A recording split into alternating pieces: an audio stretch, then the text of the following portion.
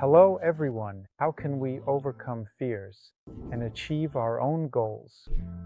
What is fear, first of all? It is a certain kind of state. These states can, in fact, actually be connected to something that is some trigger occurs and a person starts to feel something, entering a state.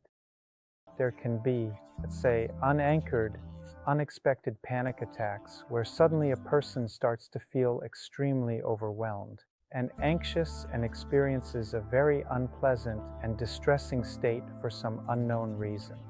It is also important to understand that, in my personal view and perspective, fear, anxiety, and these kinds of emotional states are essentially certain disturbances or imbalances within the body and mind from the first chakra and below.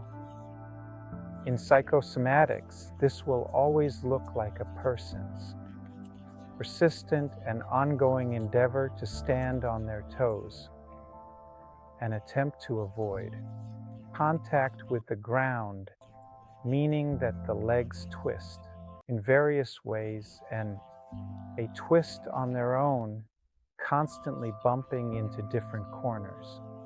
And people hit against everything they can. And somehow their legs suffer, but then muscle spasms in these areas can also express that the state of shock, fear, and stress can occur. So what is fear? In general, it is a kind of barrier that indicates that something might happen right now. That is, if we have been in a certain situation, and so to speak, certain triggers arise that indicate that such a situation may happen again. Before this situation occurs, a person experiences a certain state of fear. Person imagines things. Most often, there is the fear of death, the fear of some physical injuries, the fear of experiences, or worrying about someone else or about oneself.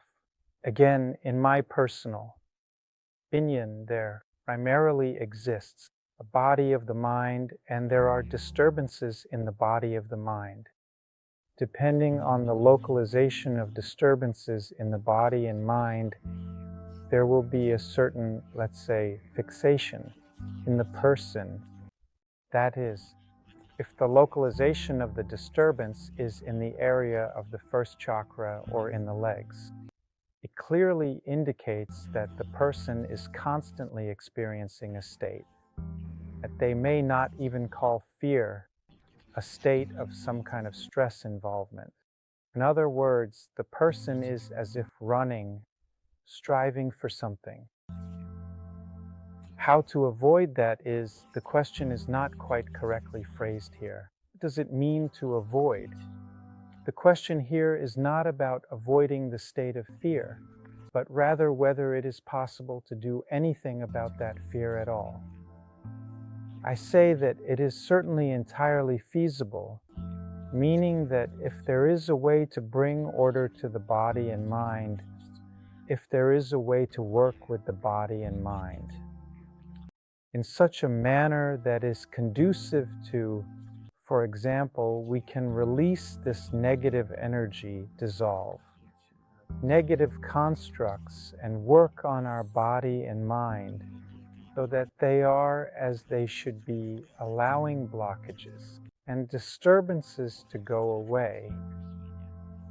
Accordingly, along with the blockages, these states also go away.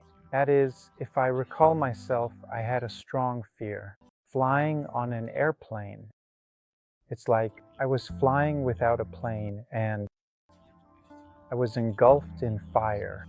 The body feels panic And, after a certain period of working on yourself, of course, there are times when it feels like you're not in control, especially when sitting in the passenger seat. However, it has become much easier and more pleasant. I've released negative energy and it doesn't react anymore. The states I experienced for some time, and let's say separate from just flying, have also passed. I am sure that this is how it works. There is a blockage, and this blockage has a psychological basis. The body of the mind reflects the physical body. For example, if there is a blockage in the mind, the right shoulder might hurt while the left shoulder pulls. What does this mean? It is always a sense of self-importance, which can be expressed in a way that a person inflates their ego or in a way that a person diminishes themselves. This is a common experience for many people who are on a journey of self-discovery and personal growth. It is important to recognize these feelings and understand that they are part of the process. Over time, as you continue to work on yourself and address these blockages, you will find that the sensations become less intense and more manageable. The journey is not always easy, but it is rewarding. As you release negative energy and work through psychological blockages, you will notice positive changes in both your mental and physical well-being. This process requires patience and persistence, but the results are worth the effort. Remember, the mind and body are interconnected, and by addressing issues in one area, you can bring about healing in the other. Low self-esteem. He always belittles himself. The essence is that a person believes this is who they are. Which one is no longer important. The cycle exists, and each time it will be relevant. The trigger zone for a person is that they will constantly talk about it, be interested in it, and keep coming back to it. There is a blockage. In the left thigh, the person will always be in a state of shock, wound up, constantly running, regardless of what to do, just to do something, like a crazy engine. There is blockage in my right hip. I always lie down, sit, go nowhere, don't want to do anything, just want to sleep. I relate fear, and these states specifically to this issue. That is, if you can work on yourself. And you can do this through our psychotechnics, through the training and practices that I provide. What you can gain in our school helps to eliminate the dysfunctions that a person has. Accordingly, a person becomes more pure, more right, and feels less of these strange states. And how to achieve your own goals there, friends, yes. The goal must be set and you must work towards it. Again, it raises the question of personal beliefs and how you should move forward, what exactly you should express within yourself, and how you should express it. A lot depends on you, on your ability to enter a state of emptiness, your ability to conduct self-training, and your ability to relax. Everyone is different, and depending on your specific structure and the issues you face, it will determine how ready you are to achieve the goals you set for yourself. In short and simple terms, this is always the third chakra. It is always a question of the diaphragm, a question of the digestive organs. That is indeed the question of the digestive fire, and the ability to digest is closely related to the social aspect of processing the work you do. You have taken on work such as the issues you cannot handle are often projected onto the digestive organs. In general, our body reacts and reflects the processes that occur in a person's life. We can observe what happens in a person's life and how it is expressed through the body and mind, which the psyche and manifest in the physical body in certain internal ways.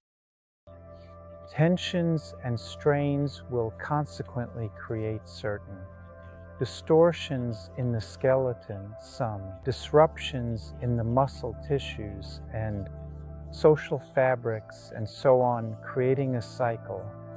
In other words, you simply need to work on yourself, keep moving in this direction. The more you do something for yourself, the greater the chance that something will come of it. If you truly transform yourself according to the guidelines I suggest through the courses, the training, or by coming to our retreat, I assure you, you will change. This is valuable.